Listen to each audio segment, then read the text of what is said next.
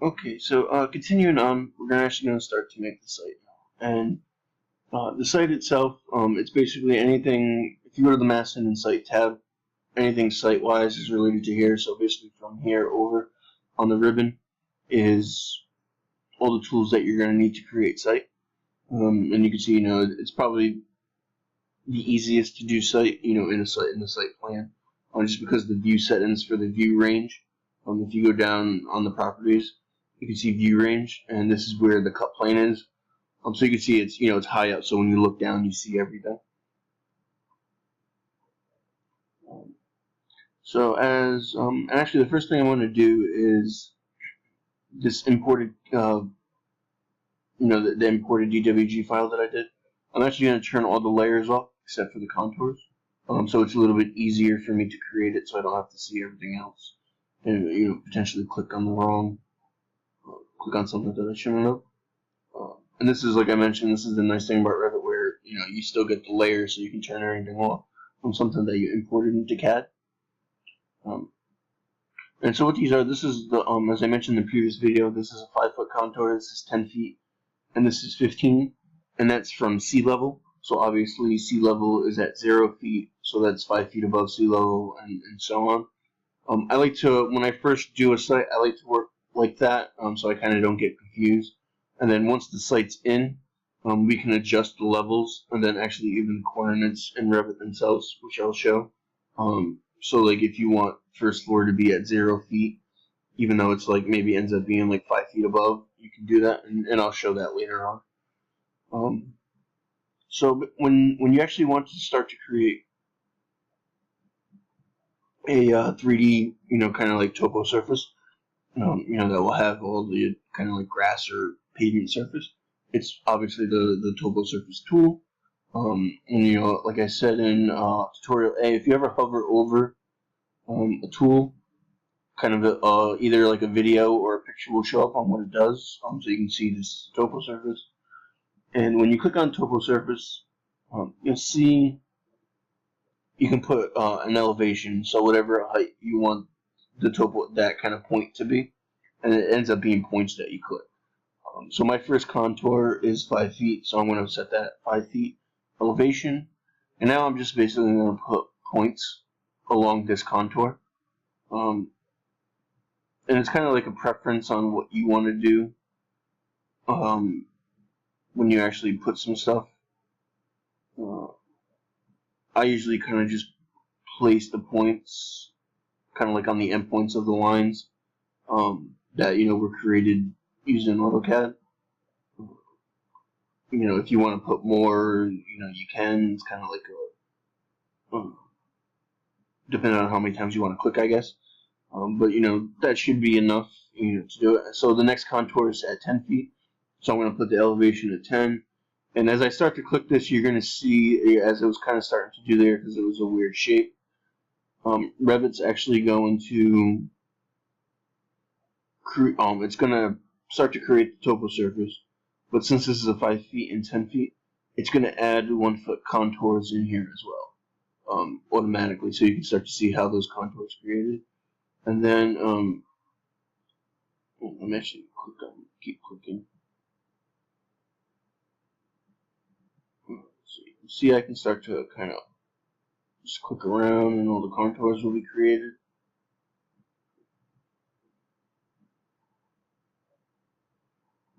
So you can see when you get to like some curves, it's kind of just gotta start to click around and try to get as many points as you can, especially with like stuff like curves. As I just mentioned, you kind of want to get that to look somewhat accurate and follow the contour. Obviously, what the contour shapefile that I downloaded from the city of Miami, it only had 5 foot contours. There is a way, I don't know if anybody's familiar with GIS, you could get, it's called a digital elevation model, and then from it you can extract contours and kind of create your own contour lines, and you could get better increments. Instead of like a 5 foot increment, you could always do like a 1 foot increment or like 2 feet increment. So that would obviously make it a little bit more accurate if you have more contour lines. But when you're working in the city of Miami itself, obviously it's a very flat area. Um, so if you have a 5-foot increments, it's not going to be a big change with the site itself. So I'm going to finish clicking.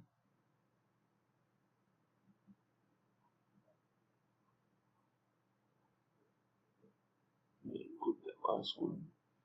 So you can see it starts to create the contours for you. And then the last one was at 15 feet. And I'm gonna put the 15 feet in. Right now, what I'm actually gonna do is I'm actually gonna pause the video so you don't kind of watch me pick all the lines on here, and then I'll resume once I have all the points in. Okay, so I finished the points in. Put in all the elevation points, and once you're done, you just hit the check mark, and your Toposurface is created. And you can see I can actually start to kind of my site plan that I imported starts to get hidden because this is higher up than the site plan is, so it covers it. But if you switch to wireframe, and that's that cube, this cube with a different graphic display option, you hit wireframe, you'll be able to see, and it actually will be easy to recognize that once I turn everything on. So I'm actually going to turn this layer called clip, because this is basically the size of the topography that I want to see. So you see all this excess right here, I'm actually going to cut out. So I have just that. And then you can see if I actually turn this to hidden, it disappears. So to be able to see through that topo surface and actually see that site plane, you just switch to wireframe. So what I'm going to do is I'm actually going to split this inside topography from the outside, so I can delete this access. And this is done by using the split surface tool. And this is actually going to be the same tool that we're going to use to create streets and everything like that as well. So you click on the split surface tool, and then you pick a surface, and it allows you to split. And the nice thing, as you can see, that when I was doing the contour lines, I could pick on the actual contour line, and it's the same with any line work in that you've done in CAD, and then if you import it into Revit. And so I have this line. So this is a pick line tool. This kind of like last one that's in this draw option. So I can use this to actually draw lines if I wanted to.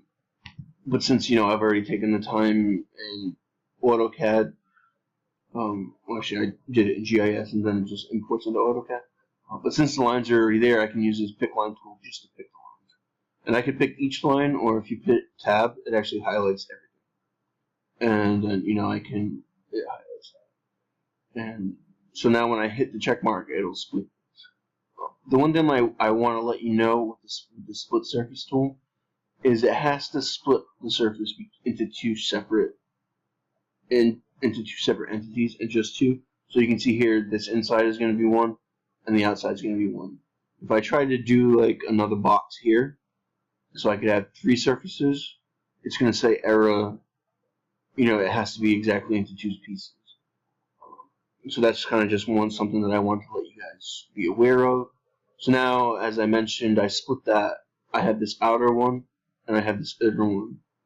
So I don't need the outer section. It was just there so I can actually make the topography. So I'm going to delete that. So now I have just this piece right here, which is the topography surface for our whole site. So now what I'm going to do is I'm going to turn, I don't need the contours anymore. And then now I'm going to turn on all the other layers. Parcels to split everything. So that's, so this is basically the site that we've just created. And then you see, now we're going to start to split that site into everything else. And if I do hidden line again, so you can see how this site covers, the actual topography surface covers up on the plan, but if you want to get to wireframe, you can. And you can see these contours are kind of in my way. I can hide those. But actually, before I hide those, I do want to show you this tool. So this is label contours.